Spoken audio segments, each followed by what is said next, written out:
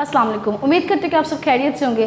बेटा आज हमने फर्स्ट ईयर केमिस्ट्री का जो टॉपिक स्टार्ट करना है that is variation in metallic character. Metallic character में वेरिएशंस, ठीक है। तो बेटा आपका टॉपिक का नाम ही है वेरिएशन मेटालिक कैरेक्टर, तो हमने मेटालिक कैरेक्टर में वेरिएशंस पढ़नी है। वेरिएशंस का मतलब होता है चेंज, तब्दीली, ठीक है। तो यहाँ पे कौन सी वेरिएशंस, कौन सी तब्दीली की बात कर रहे हैं, तो हम रोज़ ही तकरीबन ये पढ़ रहे हैं। हमने अपना टॉपिक स्टार्ट किया था एटॉमिक रेडियस, वहाँ से लेकर लास्ट लेक्चर हमने पढ़ा था आयनाइजेशन एनर्जी, इलेक्ट्रोनेगेटिविटी, यहाँ तक हमने टॉपिक्स पढ़ लिए। तो इन टॉपिक्स में हम रोज़ ही पीरियड में वेरिएशंस और ग्रुप में वेरिएशंस पढ़ते हैं। तो वेरिएशन के लिए एक और कॉमन वर्ड जो बच्चों को थोड़ा जल्दी समझ आ जाता है दैट इज़ ट्रेंड। तो वेरिएशंस असल में क्या होते हैं, ट्रेंड्स होते हैं। पीरियड टेबल में एलिमेंट्स की जो ट्रेंड्स हैं, उनकी एलिमेंट्स की जो प्रॉपर्टीज़ में कैसे तब्दीली आती है उसको ट्रेंड्स कहते हैं, ठीक है। तो ट्रेंड्स हम दो तरह से पढ़ते हैं बेटा, एक हम पढ़ते हैं पीरियड में और एक हम पढ़ते हैं ग्रुप के अंदर।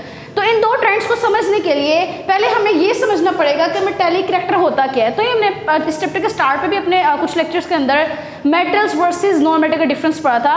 तो आज भी हमने थोड़ा सा just metals and non metals को रिवाइज करना है ताकि आपको एक दफ़ा समझ आ जाए मेटालिक कैरेक्टर होता क्या है। वैसे जो डिटेल थी इसकी वो हम अपने स्टार्टिंग लेक्चर में हमने काफ़ी सारे पॉइंट्स में इनको डिफ्रेंशिएट किया था। आज हमने जस्ट पढ़ना है मेटल्स, बेसिकली मेटालिक कैरेक्टर होता क्या है और वो पीरियोडिक टेबल में कैसे वेरिएट करता है, ठीक है। तो उसके लिए हम एक दफ़ा मेटल्स वर्सेस नॉन मेटल्स का डिफरेंस पढ़ लेते हैं। तो बेटा इसको स्टार्ट करते हैं। सबसे पहले मेटल्स होते क्या हैं, तो आपने कहना पीरियोडिक टेबल में ऐसे एटम्स, पीरियोडिक टेबल में ऐसे एटम्स, ठीक है। पीरियोडिक टेबल के ऐसे एटम्स जिसके अंदर टेंडेंसी है, ऐसे एटम जिसके अंदर टेंडेंसी है, टेंडेंसी कहते हैं एबिलिटी, ठीक है, to lose the electron, to lose electron. तो पीरियोडिक टेबल के ऐसे एटम्स, ऐसे एलिमेंट्स जिसके अंदर टेंडेंसी है यानी एबिलिटी है कि वो इलेक्ट्रॉन को लूज करे, इलेक्ट्रॉन को निकाल दे, तो ऐसे एलिमेंट्स को हम नाम देते हैं मेटल्स। जैसे हम एग्जांपल लेते हैं, फॉर एग्जांपल सोडियम, बेटा ये अपना एक इलेक्ट्रॉन लूज करती है, सोडियम अपना एक इलेक्ट्रॉन लूज किस पे आएगा, पॉजिटिव चार्ज, तो प्लस इसने एक इलेक्ट्रॉन कर दिया लूज। तो सोडियम ने जब अपना एक इलेक्ट्रॉन लूज किया तो बेटा सोडियम बन चुका है कीटाइन की फॉर्म में। सोडियम किस फॉर्म में आ चुका है, कीटाइन। पहले सोडियम का एक एटम था, फिर अब ये बन चुका है कीटाइन।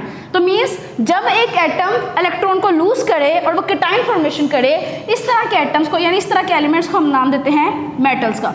क्लियर। तो बेटा यहाँ से हमने रिवाइज कर लिया अपना प्रीवियस कॉन्सेप्ट कि हमारे पास मेटल्स वो वाले एलिमेंट्स होते हैं, वो वाले एटम्स होते हैं जो कि अपने इलेक्ट्रॉन को लूज करते हैं, और जब अपने इलेक्ट्रॉन को लूज करते हैं तो उसको हम नाम देते हैं, जहाँ जो बने हुए उसको हम नाम देते हैं कीटाइन, और इस प्रोसेस को आपको पता हम नाम देते हैं ऑक्सीडेशन। तो इट्स मीन मेटल्स वो एलिमेंट है जिसकी क्या होती है, ऑक्सीडेशन होती है। मेटल्स की क्या होती है, ऑक्सीडेशन, ठीक है बेटा। अब हम इसके कॉन्ट्रास्ट में पढ़ते हैं, हमारे पास है नॉन मेटल्स। तो डेफिनेटली अगर मेटल्स का उल्ट पढ़ना है तो हमारे पास नॉन मेटल्स क्या होंगी, ऐसे elements, non metals are those elements या ऐसे एटम्स दैट हैव टेंडेंसी, जिसके अंदर टेंडेंसी होगी टू गेन द इलेक्ट्रॉन, जिसके अंदर टेंडेंसी होगी कि वो इलेक्ट्रॉन को गेन करे, उसको हम नाम देते हैं वो नॉन मेटल्स हैं। तो मेटल्स जो है वो इलेक्ट्रॉन को लूज करते हैं, नॉन मेटल्स जो है वो इलेक्ट्रॉन को गेन करते हैं। हम इसकी भी एक एग्जांपल लेंगे बेटा, क्लोरीन, ठीक है। क्लोरीन जब एक इलेक्ट्रॉन को गेन करता है तो बेटा ये बनाता है क्लोराइड आयन। तो इट्स मीन क्लोरीन का पहले एटम था, जब इसने इलेक्ट्रॉन गेन किया ये इसने बना दिया एनाइन, इसने बना दिया एनाइन। तो कुछ एलिमेंट्स की वो एबिलिटी, ठीक है, कि वो इलेक्ट्रॉन को गेन करके एनाइन फॉर्मेशन करे, इसको हम नाम देते हैं non metallic behaviour, non metallic behaviour. तो इट्स मीन अगर क्लोरीन ने नॉन मेटालिक कैरेक्टर शो किया है तो chlorine is non metal, sodium is metal. तो यहाँ से हमने ये कंक्लूड कर लिया बेटा कि मेटल्स क्या होते हैं और हमारे पास नॉन मेटल्स क्या होते हैं।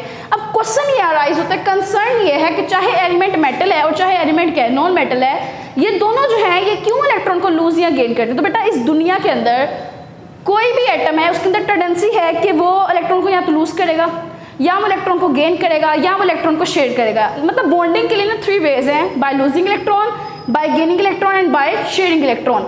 ये सब डिपेंड करता है एटम के वैलेंस शेल के इलेक्ट्रॉनिक कन्फिगरेशन पे। एक एटम क्यों इलेक्ट्रॉन गेन कर रहा है, वो लूज क्यों नहीं कर रहा, एक एटम क्यों शेयर कर रहा है, वो गेन क्यों नहीं कर रहा। तो ये जितने क्वेश्चंस का आंसर है वो सारा डिपेंड करता है उस एटम के वैलेंस शेल में कितने इलेक्ट्रॉन है। उस बेस पे वो डिसाइड करता है कि वो इसमें से लूज करेगा या इसमें से गेन करेगा या इनमें से शेयर करेगा। और आगे से ये क्वेश्चन अराइज होता है कि वो ये लूज गेन शेयर भी क्यों करता है, क्योंकि वो स्टेबल होना चाहता है। और स्टेबल किसकी तरह, जैसे हमारे पास क्या है, नोबल गैसेस। तो हम उनकी क्विक एग्जांपल्स लेंगे, इसी सोडियम और इसी क्लोरीन से समझेंगे। बेटा अगर हम बात करें सोडियम की, सोडियम ने क्यों इलेक्ट्रॉन लूज किया, क्यों वो मेटल के तौर पर एक्ट किया। तो बेटा सोडियम के वैलेंस शेल में है, सोडियम का एटॉमिक नंबर है 11, सोडियम के वैलेंस शेल में इलेक्ट्रॉन है 1। उसको हम देख लेते कैसे, बेटा 11 इलेक्ट्रॉन को फिल करें तो सबसे पहले हमारे पास आएगा पहले शेल के अंदर, के के अंदर 2 इलेक्ट्रॉन, एल के अंदर, के अंदर 2 है, एल के अंदर हमारे पास है 8 इलेक्ट्रॉन, और लास्ट में हमारे पास है एम, और एम के अंदर हमारे पास है 1 इलेक्ट्रॉन।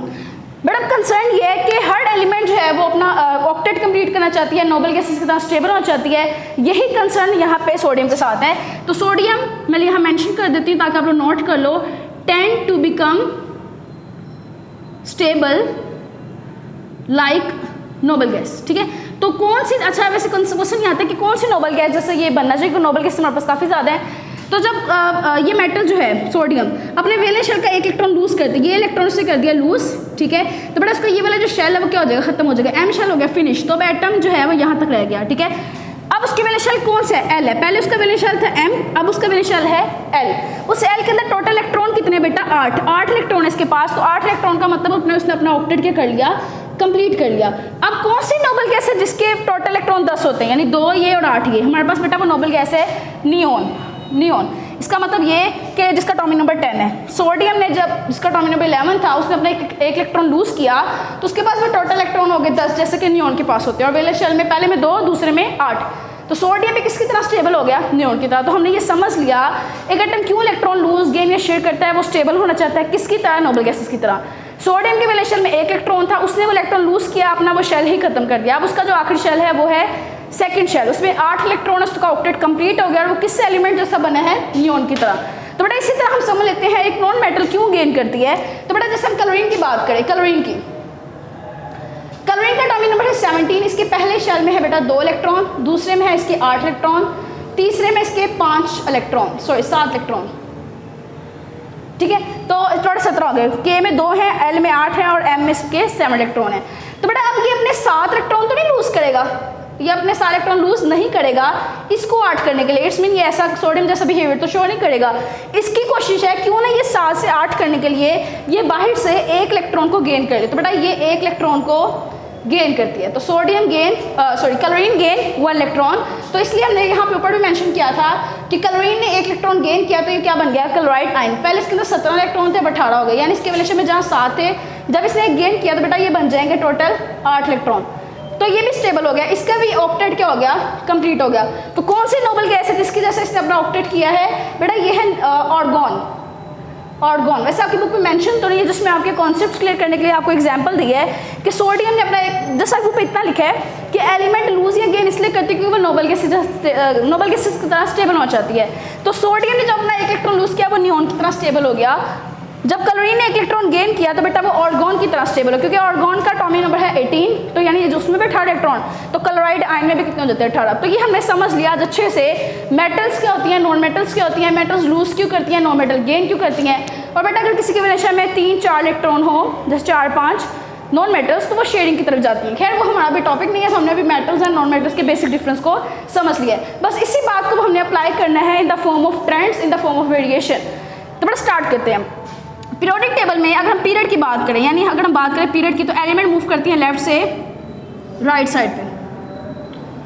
तो बेटा लेफ्ट से राइट की अगर हम बात करें पीरियोडिक टेबल के अंदर, लेफ्ट साइड पे हमारे पास एक एलिमेंट है लिथियम और राइट साइड पे हमारे पास एक एलिमेंट है फ्लोरीन। मैंने लिया है बेटा सेकंड पीरियड। हम बात करें यहाँ पे पीरियड नंबर 2 की, सेकंड पीरियड। तो स्टार्टिंग में लिथियम है, तो आपको पता है हम अपने प्रीवियस लेक्चर में रोज से तकरीबन डिस्कस करते हैं, स्टार्टिंग वाले एलिमेंट्स का जो साइज है वो बड़ा होता है as compare to last element का साइज क्या होगा, छोटा होगा। रीज़न क्या है, लिथियम के पास जो बेटा 3 प्रोटॉन है, 3 प्रोटॉन, इसके न्यूक्लियस के पास सिर्फ 3 प्रोटॉन्स की पावर है कि वो अपने 2 शेल्स को अट्रैक्ट करे, ठीक है। जबकि फ्लोरीन के पास टोटल है 9 प्रोटॉन, 9 एटॉमिक नंबर है, तो इसके न्यूक्लियस के पास 9 प्रोटॉन है। यहाँ हम इसको थोड़ा सिंपल कर लेते हैं, आप ऐसे समझ लें लिथियम का जो न्यूक्लियर चार्ज है 3 प्रोटॉन के पास कम है कि वो 2 शेल्स को खींचे, सेकेंड पीरियड है।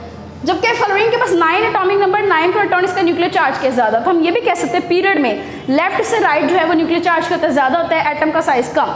तो जो स्टार्टिंग वाले एलिमेंट्स हैं उनमें न्यूक्लियर चार्ज कम है, तो उसके वैलेंस शेल पे अट्रैक्शन इतनी नहीं होती, इलेक्ट्रॉन लूज करना आसान है। जबकि जो एंड वाले पीरियड में एलिमेंट्स हैं उनके साइजेस छोटे होते हैं, न्यूक्लियर अट्रैक्शन ज़्यादा होती है, तो वहाँ से इलेक्ट्रॉन लूज करवाना है या उनका लूज करना क्या है, बहुत ज़्यादा मुश्किल है। और वो लूज करने के बजाय वो गेन करते हैं, क्योंकि स्टार्टिंग वाले एलिमेंट्स हमारे पास मेटल्स हैं और लास्ट वाले एलिमेंट्स हमारे पास क्या है, नॉन मेटल। तो पीरियड में हमने ये पढ़ा, पीरियड में बेटा हमने ये पढ़ा कि लेफ्ट से right, when we move from left to right in a period, metallic character decrease, metallic character decreases.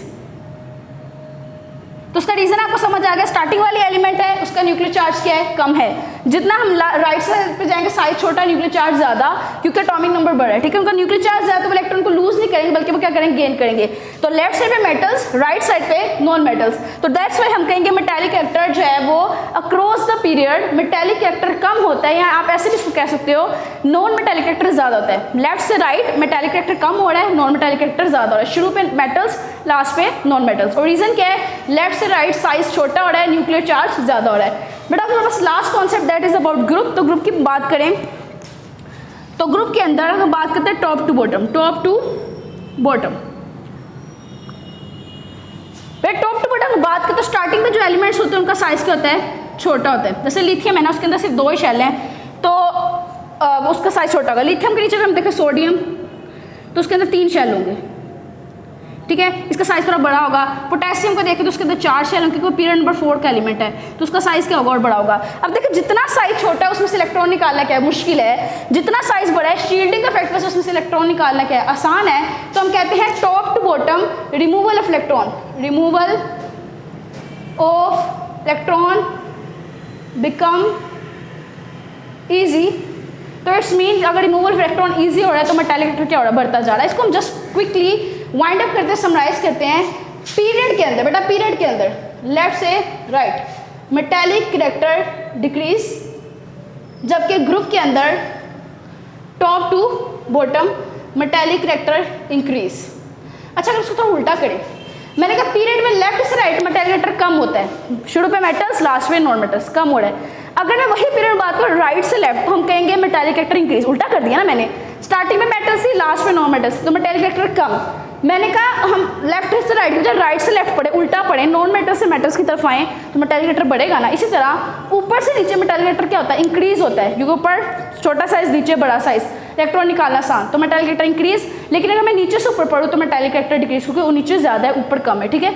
तो आप हो सकता है एग्जामिनर आप कंफ्यूज करने के लिए वो कहे पीरियड में when we move from right to left तो आप कितने metallic character increase, top to bottom को जब बॉटम टू टॉप कर दो तो आपका जो इंक्रीज वाला कॉन्सेप्ट डिक्रीज की तरफ शिफ्ट हो जाएगा, ठीक है। तो बड़ा ये है जस्ट MCQs के लिए थोड़ी सी ट्रिक्स मैंने आपको बताई हैं। वैसे हमने पढ़ा मेटल्स क्या होती है, नॉन मेटल्स क्या होती है, वो लूज क्यों करते हैं, वो गेन क्यों करते हैं, क्योंकि वो नोबल के तरह स्टेबल हो जाते हैं। हमने तो एग्जाम्पल्स भी पढ़ ली, एक नियॉन की और एक हमने पढ़ ली ऑर्गन की। नेक्स्ट अगर हम आए ट्रेंड्स में, तो मैंने आपको पीरियड में भी ट्रेंड समझा दिया, ग्रुप में भी समझा दिया। बहुत इजी टॉपिक था और पेपर के लिए इंपॉर्टेंट है, शॉर्ट क्वेश्चन के लिए, तो आप इसको अच्छे से प्रिपेयर करना है। इसके साथ मुझे आप इजाज़त दें, खुदा हाफिज़।